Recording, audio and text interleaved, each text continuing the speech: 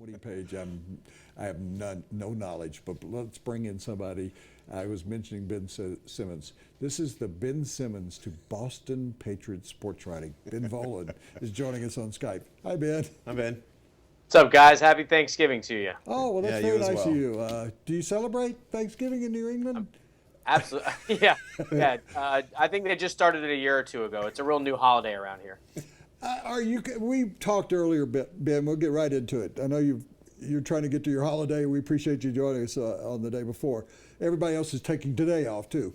But which is going to be more important in this game? The Denver Broncos defense, which is getting healthier, or the New England Patriots offense, which is getting more and more injured?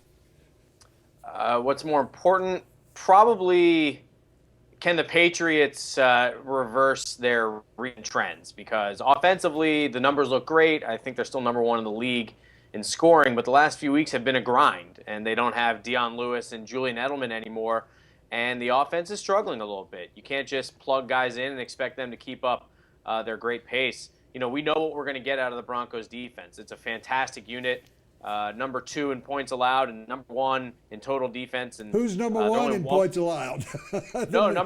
Well, Patriots are 1. Yeah, that's what I'm saying. Right. Yeah, the Patriots are number 1. The Broncos are number 2. Right. So this is going to be a real defensive struggle, I think. And it's, which offense can obviously protect the football. Can Brock Osweiler do anything against his Patriots defense?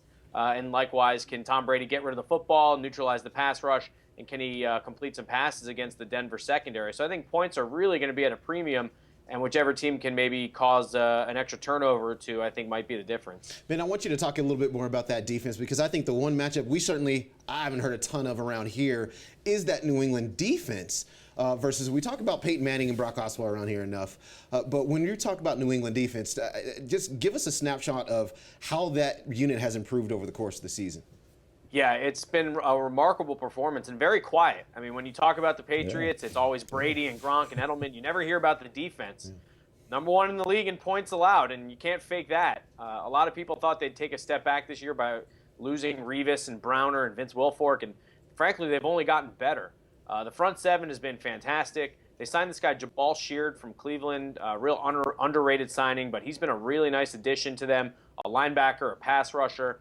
Jamie Collins and Dante Hightower, 2 young linebackers, are really budding into potential superstars, really the centerpiece of the defense. And then they're getting great contributions all over. Chandler Jones is second in the NFL in sacks, 10.5. Devin McCourty playing a great center field back at free safety. Malcolm Butler, the Super Bowl hero, has done an excellent job filling in for Darrelle Revis.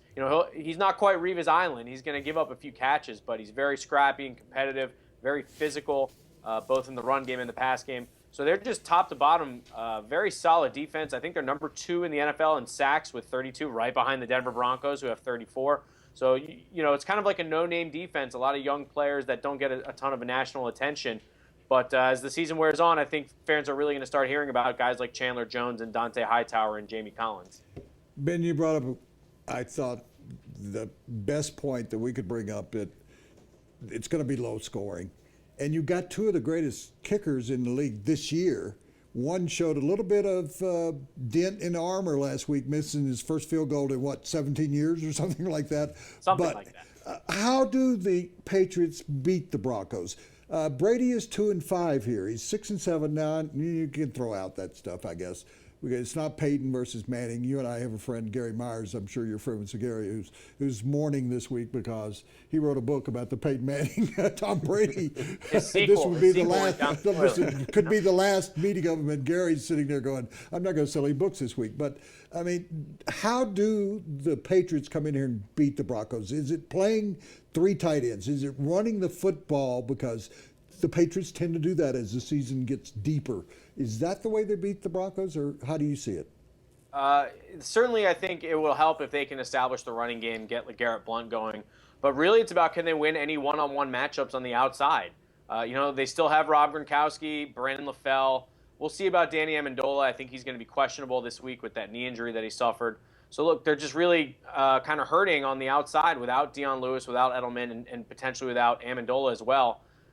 Brandon LaFell was a really nice player for them on their Super Bowl team, but he's more effective as your 5th option instead of your 2nd option.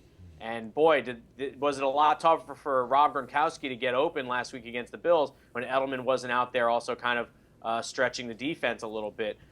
So it's still about, can Brady get rid of the football, avoid the pass rush, and can his receivers get open? A guy like Chris Harper, who they had to call up from the practice squad, or Keyshawn Martin, who they traded a sack of tennis balls for from the Houston Texans earlier this season.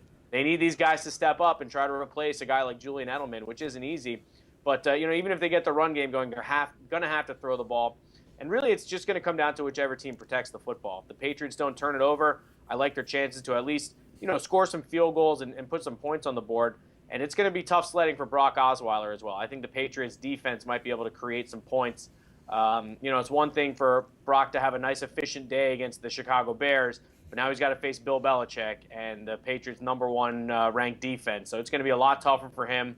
If he turns the ball over, gives the Patriots good field position, then I think it's going to be tough for the Broncos. But, short week for the Patriots, long flight, the altitude, all the injuries. I mean, there are a lot of things conspiring against the Patriots right now. Final question. Where do you stand on the Patriots need to lose a game? That they don't need to go undefeated. The last time they went to the Super Bowl, the whole thing. But I heard Chad Brown, who lives in Denver, played for New England, said you need to lose a game in order to look at yourself internally, that you're being patted on the back all year long, and now suddenly you've lost a game that you need to step up areas that you really haven't attacked before. Do you agree with him, or do you think that going undefeated is the greatest thing in the world? Well, I get where Chad Brown is coming from, and I think that what he's saying is probably true for most teams. I can tell you one thing. Bill Belichick has not been patting anyone on the back this year. He does not let occasionally, yes, he will tell his players, good job, way to stick to your assignment and do your job and all that, but he does not let them get a big head. He does not let them think too far down the road. I mean, if there is one coach who knows how to eliminate the distractions and get his players focused, it's Bill Belichick. And they've got, a good veteran locker room, too, with Brady and Gronk and Edelman and Devin McCourty and Matthew Slater. They're not going to let their teammates get a big head and start worrying about going undefeated.